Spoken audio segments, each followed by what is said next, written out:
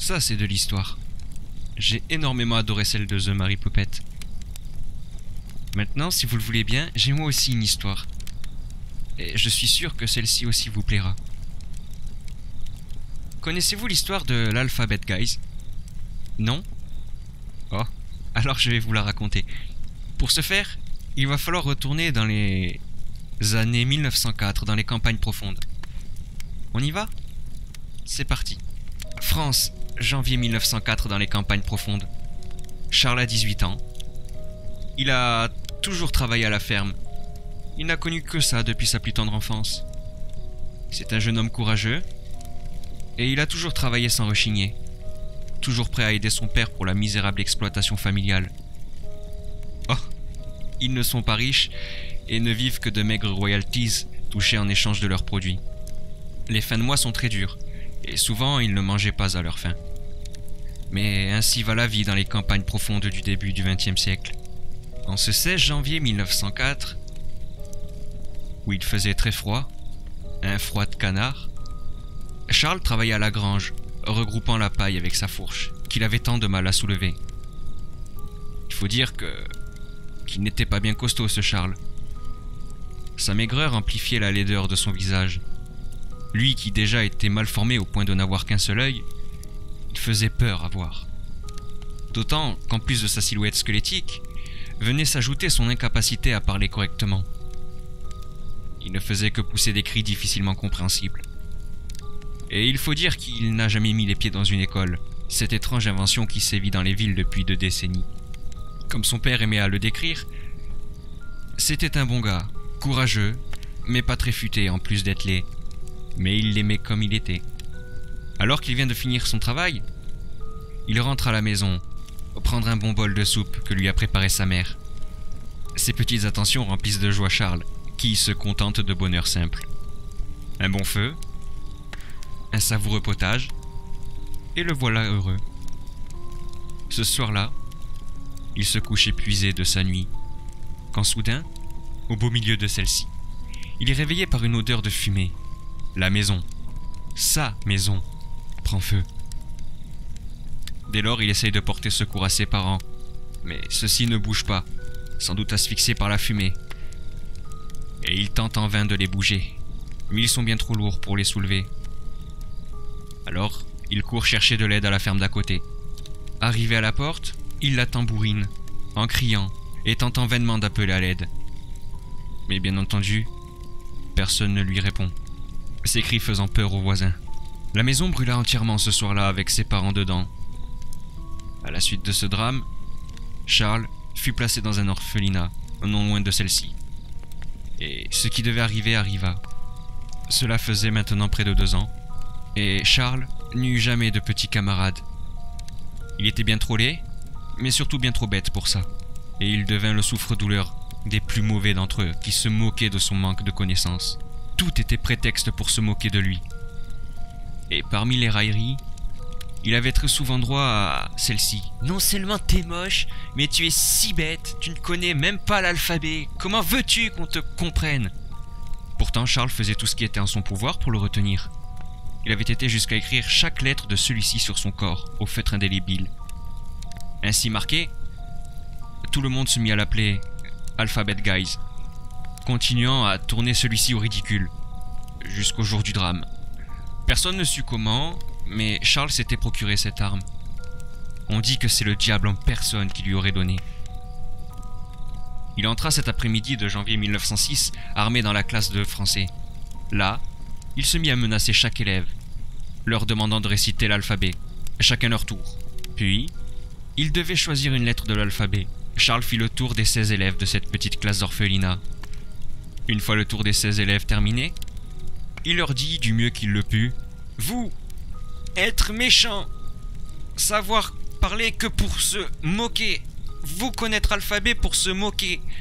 Moi aujourd'hui, alphabet, tuez-vous. » Et c'est ainsi qu'il tua chaque élève d'une balle, en tirant celle-ci dans une partie du corps dont la lettre correspondait. Une balle dans la bouche pour le B, une dans la gorge pour le G, une dans le sexe pour le S, et une dans la tête pour le T. ainsi que une dans l'œil pour le haut. Après quoi, Charles se suicida d'une balle dans le crâne. C'était un vrai massacre. Mais ce n'était que le début, la fin. Qu'est-ce que la fin si ce n'est le commencement d'autre chose? Alphabet Guys était né. On dit qu'il est revenu d'entre les morts, tourmentant les vivants. Tant sa haine envers les humains le poussait à devenir l'une des plus terribles et impitoyables des entités. Plusieurs témoignages, à différentes époques, parlent d'un être couvert de lettres de l'alphabet qui vous rendrait visite et vous demanderait de choisir une lettre de l'alphabet. Dans les jours suivants, la mort correspondrait à celle-ci. En 1932, un écrivain du nom de George Stretton fit mention d'un de ses fils lui ayant parlé. Un fantôme couvert de lettres de l'alphabet qui lui aurait demandé de choisir une lettre. L'enfant aurait choisi la lettre D et il sera retrouvé mort, décapité, 3 jours après, sans que rien ne l'explique. La tête reposant délicatement à côté de son corps sans vie. Dès lors, il fera des recherches sur cet alphabet Guys, qui finira par lui rendre visite une nuit. Bien entendu, il refusera de choisir une lettre. Et il aura la vie sauve. Une vingtaine d'années après, en 1951, dans un village de l'Est, celui-ci sera touché par une malédiction. On parle alors d'une dizaine d'enfants morts, dans de mystérieuses conditions. Certains disent avoir entendu la chanson de l'alphabet pendant cette période de crime. À côté de chaque victime, un petit bout de papier, avec la lettre correspondant à leur mort. En 1982, des jeunes mourront avec une lettre du célèbre jeu du Scrabble sur eux. Lettres qui, après analyse, ne contiennent pas d'empreinte digitale. Il faudra donc attendre les années 2017 pour commencer à lire des témoignages étranges sur une entité couverte de lettres de l'alphabet leur rendant visite la nuit, après qu'ils se soient amusés à un jeu. Tous ces témoins disparaissent ou sont retrouvés morts. Et c'est ainsi qu'est né le rituel de l'Alphabet Guys, sans doute l'un des rituels les plus meurtriers de notre histoire. Car apparemment, on ne peut pas échapper à cette entité. Oui, je sais ce que vous allez dire, cette histoire est complètement abracadabrantesque et tirée par les cheveux. Pourtant, récemment, un témoignage a été retrouvé sur le net. Un témoignage poignant qui prouve bien son existence.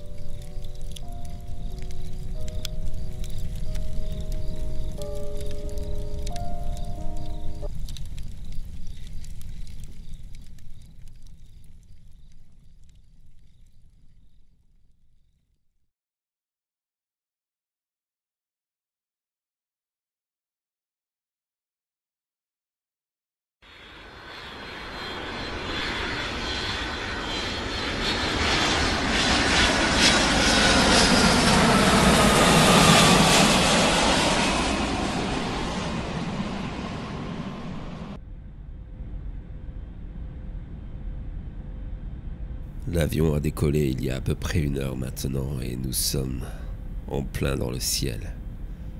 Je contemple celui-ci à travers le hublot. Pourvu que... Je suis le dernier de nous 6. Et je n'ai plus qu'une seule alternative. Fuir le plus loin possible de tout ça, en espérant que ça va me sauver. Je pars voir ma cousine en Australie, à l'autre bout du monde.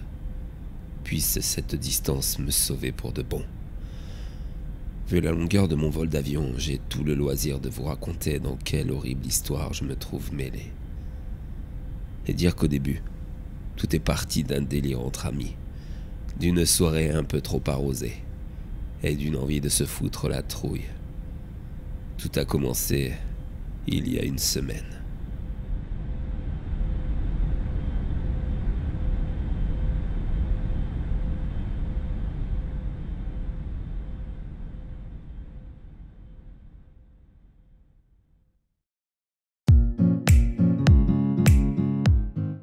Nous étions tous réunis entre amis, pour une de ces soirées que nous aimons tant nous faire. L'ambiance était plutôt cool et l'alcool coulait à flot. Alors que nous étions tous détendus, Greg a lancé une de ses mauvaises idées, comme d'habitude. Hey les amis, ça vous dit qu'on se foute la trouille ce soir? Vous avez déjà entendu parler du rituel d'Alphabet Guy? Non, pas du tout. C'est quoi encore ton délire, Greg? Oh Encore un de ces fichus trucs surnaturels. Alors, c'est quoi cette fois-ci? Un mec qui se tue en récitant l'alphabet? Sérieux, ça sent le truc nul, mec. Non, pas du tout. C'est une histoire qui commence vraiment à faire le buzz sur les sites dédiés au paranormal. Il y a beaucoup de mises en garde qui sont postées pour nous dissuader de le faire. Mais devinez quoi? J'ai trouvé comment le pratiquer. Alors ça vous dit qu'on fasse ça cette nuit? Mais bien sûr, voyons. En voilà une bonne idée. Faire un rituel que tout le monde nous déconseille de faire. Ah, la ferme, Fred, c'est bon, ça peut être drôle. Alors, explique-nous à quoi consiste ce rituel et à quoi il sert. Ok, je vous explique. C'est très simple. Ce soir, quand vous irez vous coucher, vous réciterez l'alphabet lentement jusqu'à ce que vous vous endormez. Vous devriez avoir la visite d'Alphabet Guy pendant votre sommeil. Et on raconte qu'il vous dit sur quelle lettre de l'alphabet vous vous êtes endormi. Ouais. Ça a l'air bien débile ton truc. Mais voyons voir ça. L'idée était stupide, mais pour une fois, il n'y avait pas vraiment de préparation spéciale pour ce rituel. Greg nous avait habitués à bien plus compliqué, comme cette fois où il nous a emmené faire une séance de Ouija, ratée dans une vieille bâtisse insalubre. Et puis, ce soir-là, nous dormions tous chez Karine. C'était donc beaucoup plus simple pour nous de nous raconter notre nuit avec ce Alphabet Guy. On a donc accepté tous les 6. Et la soirée a repris son cours.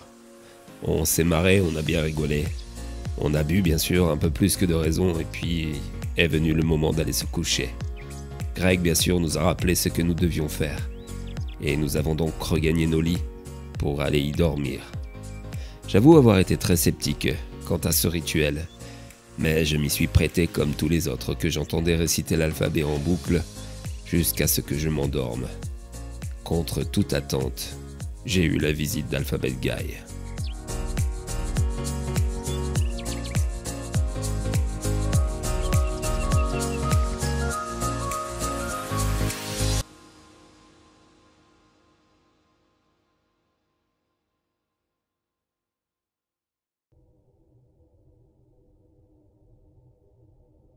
C'était étrange. C'était comme si je rêvais, mais j'avais l'impression d'être éveillé. J'ai commencé à entendre ces petites voix enfantines qui chantaient la chanson de l'alphabet. Je scrutais la pièce plongée dans l'obscurité la plus totale, quand soudain devant moi je l'ai vu. C'était effrayant. Il se trouvait là dans la pièce dans laquelle je m'étais endormi. Tout était si réel. Il n'était pas très impressionnant, mais plutôt écœurant, rachétique. Il rampait à côté de mon lit, s'avançant vers moi. Je distinguais difficilement son faciès, mais j'ai vu qu'il lui manquait un œil. Il était recouvert de lettres de l'alphabet sur son corps, comme des tatouages. Il s'est approché de moi, avec un large sourire, et il m'a dit alors...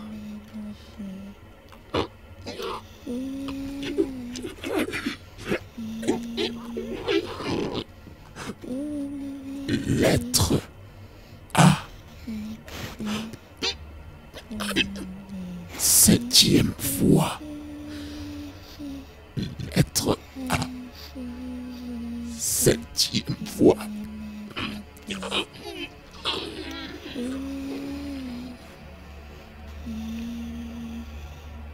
Puis il est parti, s'éloignant de mon lit et emmenant avec lui la chanson de l'alphabet. C'était effrayant.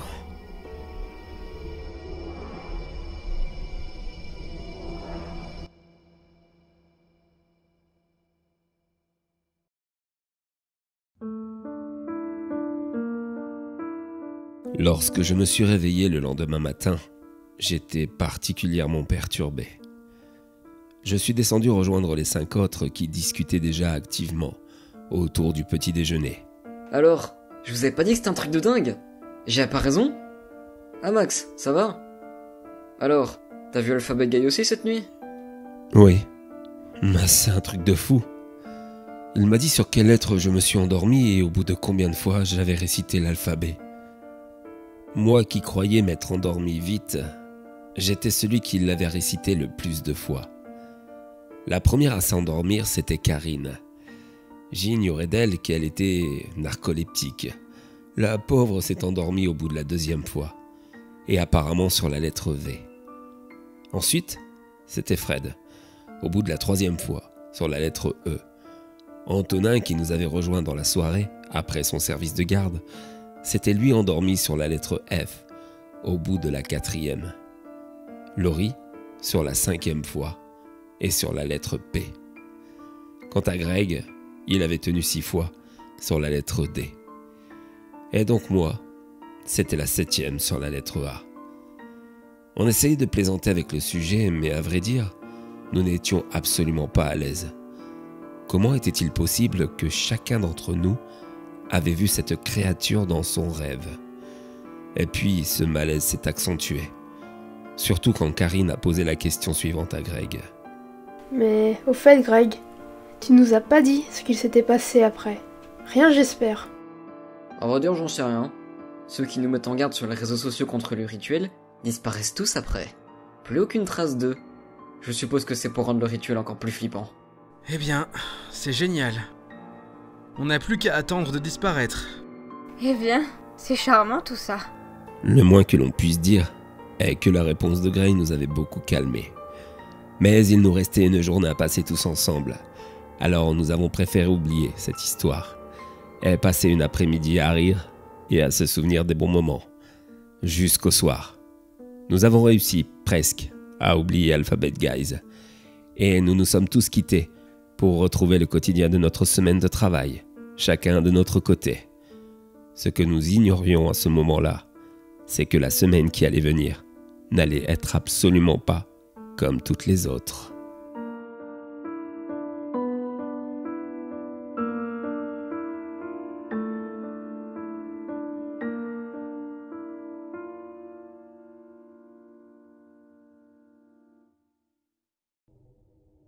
Du lundi, j'ai repris ma semaine de travail à la banque, en ne pensant plus du tout à ce Alphabet Guys. Et je pense qu'il en était de même pour les autres. C'était une journée banale, pluvieuse, où j'ai reçu beaucoup de clients pour des demandes de prêt ou d'autres renseignements. La journée a passé vite, et lorsque je suis rentré chez moi le soir, je me suis installé tranquillement dans mon salon pour me détendre.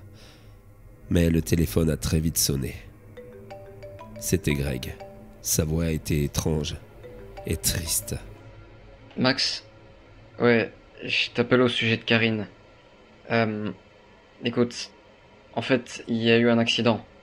Cet après-midi, alors qu'elle débarrassait de la vaisselle dans son restaurant, elle a glissé. Elle est tombée sur les verres qu'elle transportait, et... bordel, ça lui a ouvert la gorge sur toute la longueur, en fait, sur les morceaux de verre. Et elle est morte. Je suis vraiment désolé, mec. Il m'a bien fallu une bonne demi-heure pour réaliser et pleurer la mort de celle que j'aimais en secret. Je n'avais jamais osé lui dire, me trouvant bien trop insignifiant pour elle, qui était si jolie. Je n'ai même pas eu le temps de tenter ma chance et d'essayer de la rendre heureuse. Elle me quittait. Subitement. C'était horrible. Un véritable drame. On s'est tous appelés et on a essayé de se soutenir du mieux que l'on pouvait, allant rendre visite à ses parents, chez qui nous avions dormi à peine 2 jours auparavant. Ils étaient effondrés. Sa mère s'en voulait tellement. Elle se croyait responsable d'avoir financé son restaurant et du coup, le lieu où elle s'était tuée, accidentellement. Le lendemain soir, nous devions nous réunir pour aller la voir à la chambre funéraire. Mais dans la journée, un autre drame est survenu. Le lendemain de la mort de Karine, nous avons appris celle de Fred. Circonstance accidentelle, pour lui aussi. Fred est couvreur. Il terminait une toiture quand les tuiles fraîchement posées ont lâché, faisant glisser et chuter notre ami, directement sur une grille de délimitation de jardin. Il s'est tué, empalé, au niveau de l'estomac. Mort direct. et dire que c'est notre ami Antonin, pompier, qui est arrivé le premier sur les lieux de l'accident.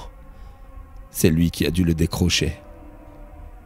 Je l'ai appelé 1 heure ou 2 après pour avoir de ses nouvelles. Il n'arrêtait pas de pleurer. Il n'était même pas capable de me parler. C'était pas normal. Il y avait quelque chose qui se passait d'étrange. Nous venions de perdre 2 amis en 2 jours. Et le coup de fil de Greg n'a fait qu'amplifier mon inquiétude. Max, tu vas me prendre pour un fou, mais je crois pas aux coïncidences. C'est Alphabet Guy qui les a tués, j'en suis sûr. Ça arrive peu de temps après avoir fait ce foutu rituel, et je crois pas à la malchance. Y a plus de traces des témoins sur les réseaux sociaux. C'est parce qu'ils sont tout simplement morts. Ça semblait complètement dingue. Et pourtant ça tenait la route. Après réflexion, je lui ai même ajouté. Attends. En plus, Karine est morte en première. Fred en deuxième. Ça correspond à l'ordre dans lequel on s'est endormi. Karine, c'était au bout de la 2e fois de l'alphabet. Et elle est morte 2 jours après. Fred, c'était la 3e. Oh putain. Ça sous-entend qu'Antonin sera le prochain. Merde. Il faut absolument le prévenir. J'ai passé la soirée à essayer de l'appeler. Je lui ai laissé des messages vocaux. Je suis même allé jusque chez lui, mais il était absent. J'étais mort d'inquiétude. Il y avait vraiment quelque chose d'anormal. Quelque chose de maléfique. Et ça s'est confirmé dès le lendemain matin. Alors que je déjeunais, j'ai allumé la télé. Et je suis tombé sur les infos locales. Il y avait eu un incendie dans un hangar qui avait été entièrement détruit. Et ça avait coûté la vie à 2 pompiers, dont Antonin.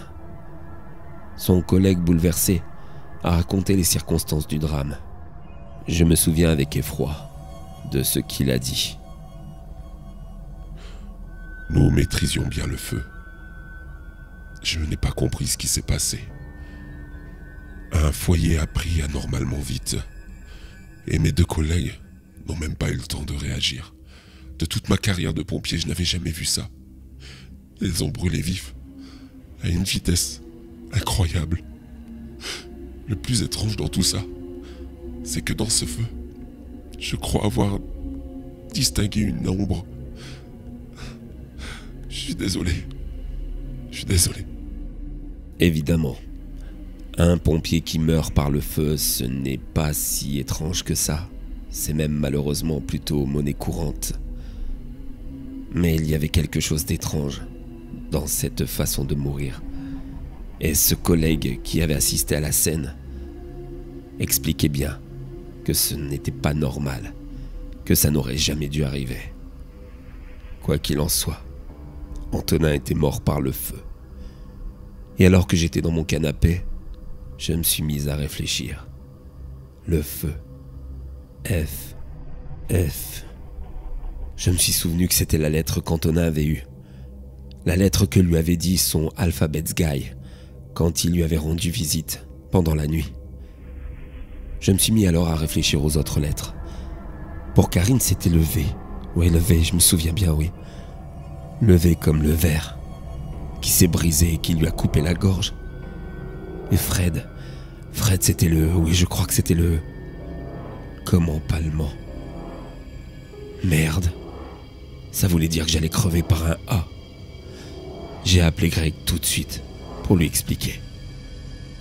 Lorsque j'ai eu celui-ci au téléphone, il ne m'écoutait même pas. Il était totalement ailleurs. En fait, il était anéanti par la mort d'Antonin. Il ne se remettait pas de celle-ci, car il venait de perdre son petit ami. Je l'ai appris comme ça. Lui et Antonin entretenaient une relation cachée, par peur du regard des autres. Et j'étais tellement désolé pour lui. Mais il fallait agir, sauver Laurie, car c'était à son tour. J'ai donc tenté de l'appeler, de lui envoyer des SMS, encore une fois sans réponse. Alors je suis parti chez elle. Il fallait absolument la sauver. J'ai roulé comme un dingue sur la route, pensant à ce qui pourrait lui arriver. Et lorsque je me suis retrouvé devant sa porte, j'ai sonné comme un dératé. C'est sa mère qui m'a ouvert et qui m'a dit que sa fille était partie se changer les idées à la piscine, me rajoutant que je n'avais pas à m'affoler, de ne pas avoir peur pour elle, qu'il n'allait rien lui arriver, qu'elle était une excellente nageuse. J'ai donc repris ma voiture, le plus rapidement possible. J'ai roulé comme un chauffard dans les rues de la ville, pour arriver au niveau de la piscine municipale. Trop tard. Il y avait une ambulance qui était déjà là. Je me suis avancé vers elle, mais je savais très bien ce que j'allais y voir. J'ai eu juste le temps de voir le visage de Laurie, blanc comme la mort. Elle s'était noyée, elle qui savait si bien nager. Elle était morte dans une piscine. Un P, comme la lettre qu'elle avait entendue cette nuit-là, par Alphabet Guys. J'ai appelé tout de suite après Greg, qui était toujours en pleurs, ne se remettant pas de la mort d'Antonin. Il m'a supplié de l'excuser. Il m'a dit que tout ça c'était de sa faute, et que c'était à son tour, que dès demain, il allait mourir lui aussi. J'ai voulu le rassurer. Je lui ai dit de venir chez moi, qu'on allait rester ensemble toute la soirée et toute la journée du lendemain, et que du coup peut-être ça annulerait leur rituel. Il m'a rejoint au plus vite, et nous nous sommes enfermés dans ma chambre.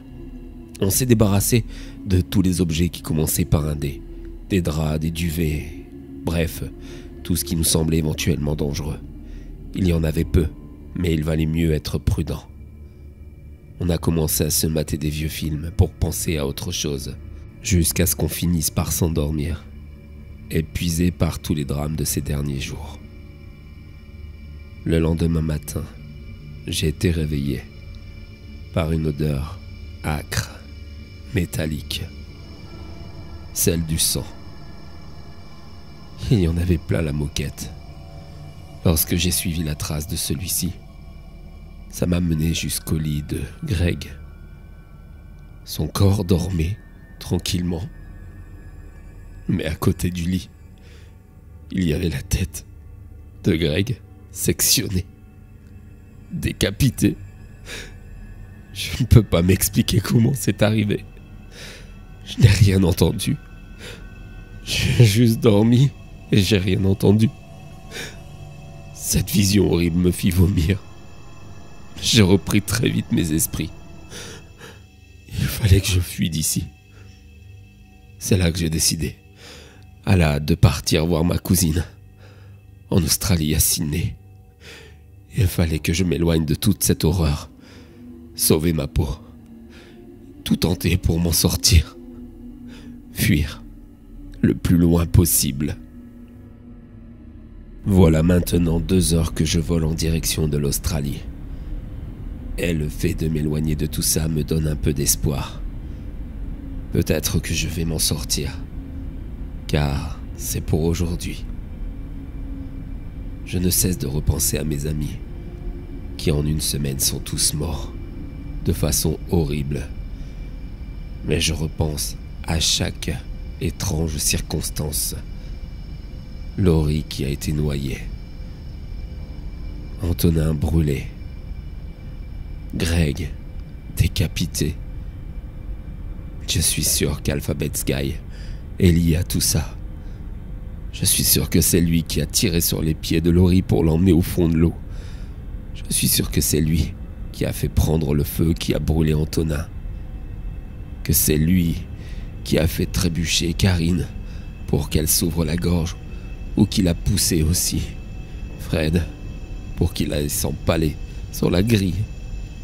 Quant à Greg, comment avait-il pu être décapité, comme ça, dans une chambre fermée? Par qui? Par quoi? Si ce n'est lui. Voilà pourquoi je profite de ce vol, pour poster ceci sur les réseaux sociaux, afin de vous dissuader définitivement de faire le rituel d'Alphabet Guys. À présent, vous savez ce que vous risquez. Alors s'il vous plaît, ne faites pas celui-ci. Croyez-moi. Tout ceci est vrai. En même temps que je vous écris ça, je regarde par le hublot ce ciel. Je distingue à présent quelque chose. On dirait qu'il y a quelque chose sur l'aile. Comme si... Oh non, c'est pas vrai. On dirait Alphabet Guy. Oh mon Dieu, j'ai compris. Ah, comme avion. Merde.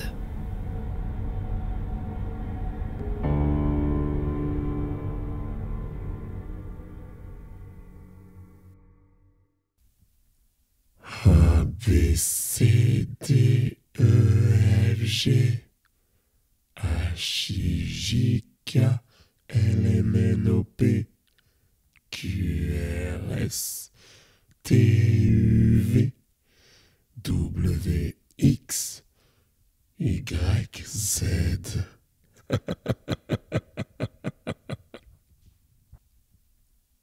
A, B, C, D, E, F, G, H, I, J, K, L, M, N, O, P, Q, R, S, T, U, V, W, X, Y, Z.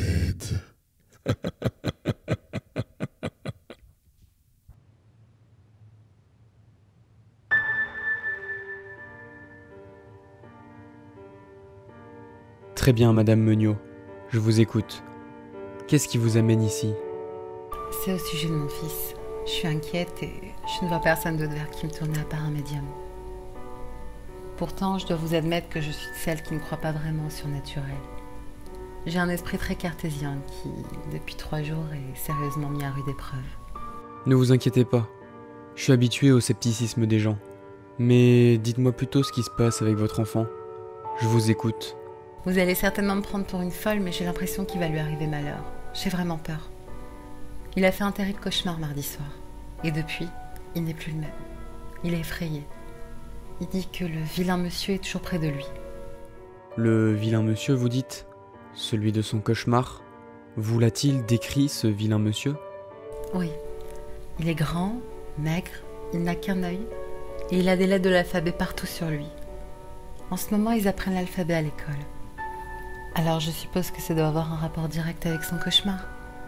D'ailleurs, il semble obsédé par ça, au point de chanter à longueur de journée la chanson de l'alphabet. C'est étrange. Je ne reconnais plus mon petit. Bien. J'ai une question très importante à vous poser. Est-ce que votre fils récite l'alphabet en s'endormant le soir? Oui, il l'a fait mardi soir pour la première fois.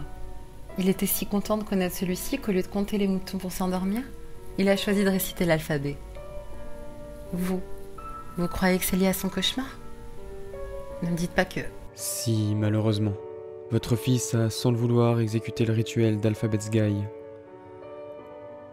C'est un rituel qui permet de rentrer en contact avec une entité fantomatique particulièrement dangereuse.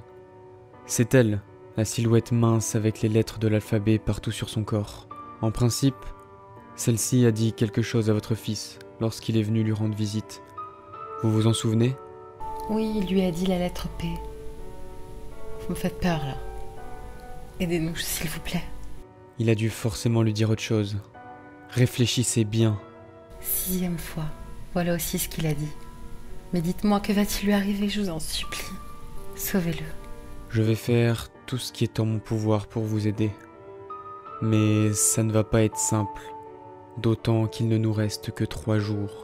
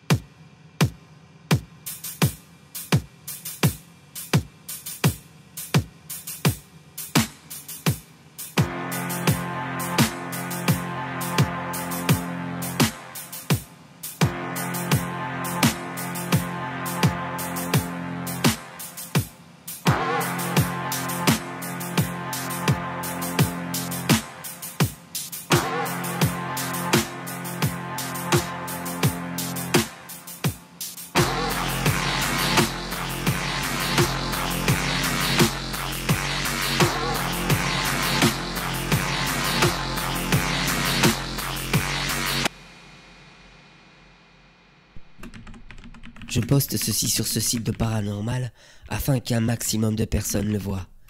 Si vous avez fait le rituel d'Alphabet Guys, vous êtes condamné à mourir sur la lettre de l'alphabet, sur laquelle vous vous êtes endormi. Le nombre de fois que vous aurez cité celui-ci correspond au nombre de jours après le rituel. 3 fois égale 3 jours. Le 3e jour, vous mourrez donc.